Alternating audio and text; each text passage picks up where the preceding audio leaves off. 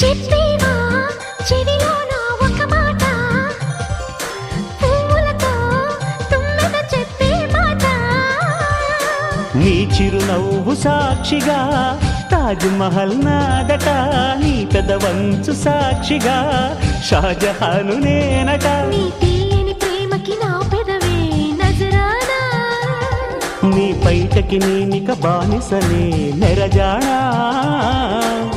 అనంతాల ఆత్మ నీవై చేరుకున్న వేళలో కోకలు కట్టిన కోయిలా కమ్మని కౌగిలియవే.